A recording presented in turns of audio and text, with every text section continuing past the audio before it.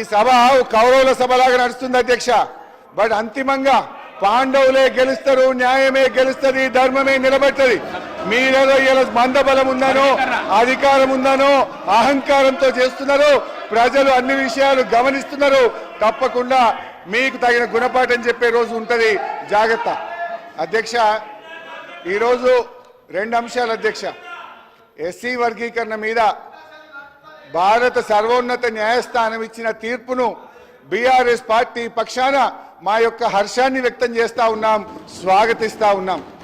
అధ్యక్ష, ఈ యొక్క వర్గీకరణ మీద మా ప్రభుత్వం ఏర్పడిన వెంటనే సభానాయకుడిగా కేసీఆర్ గారు 29 నవంబర్ 2014లో ఈ ఎస్సీ వర్గీకరణ వెంటనే చేయాలని ఆనాడు మా సభానాయకుడిగా కేసీఆర్ గారు ఈ సభలో తీర్మానాన్ని ప్రవేశపెట్టి కేంద్ర ప్రభుత్వానికి ఏకగ్రీవంగా ఈ వర్గీకరణ చేపట్టాలని చెప్పిన పార్టీ మా బీఆర్ఎస్ పార్టీ.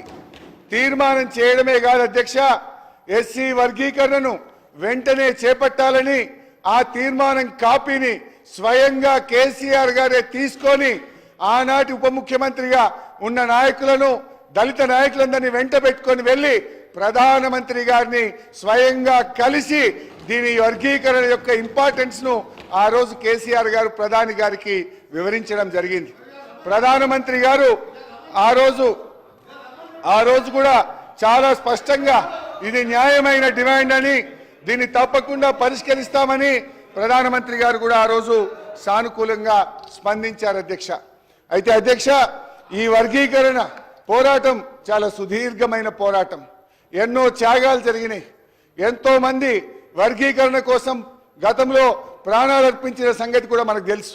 ఇదే గాంధీ భవన్ దగ్గర పెట్రోల్ పోసుకొని ఆ రోజు కొంతమంది మాదిగలు ఆత్మాహుతికి పాల్పడితే అప్పటి ప్రభుత్వం కనీసం వాళ్ళని పట్టించుకున్న పాపాన కూడా పోలేదు. కానీ ఆ మాదిగలకు కేసీఆర్ గారు మా ప్రభుత్వం వచ్చిన వెంటనే వారందరికీ ఎక్స్గ్రేషియా ఇచ్చి ఆ కుటుంబాలను ఆదుకున్న పార్టీ బీఆర్ఎస్ పార్టీ, మా నాయకుడు కేసీఆర్ గారు అధ్యక్ష.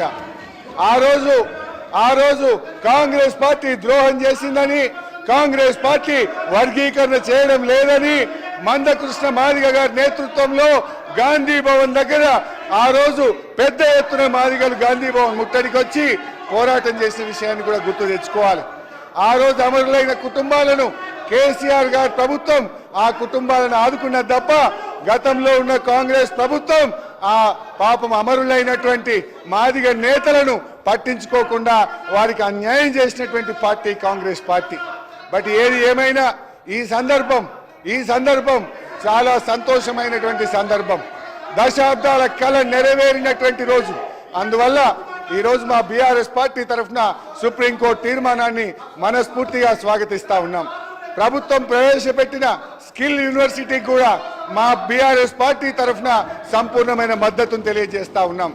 అయితే అధ్యక్ష, నిన్న గాని ఈ రోజు గాని సభ జరిగిన తీరు మా హృదయాలను ఎంతో గాయపరిచింది. మా మహిళల్ని శాసనసభ్యులు లక్ష్మణ్ కుమార్ అట్లూరి లక్ష్మణ్ కుమార్ అధ్యక్ష అధ్యక్ష అధ్యక్ష ధన్యవాదాలు అధ్యక్ష.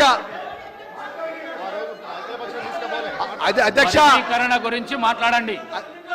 వర్గీకరణ గురించి మాట్లాడండి అధ్యక్ష. 10 సంవత్సరాలు అధ్యక్ష, 10 సంవత్సరాలు అవకాశం ఇచ్చినందుకు ధన్యవాదాలు అధ్యక్ష.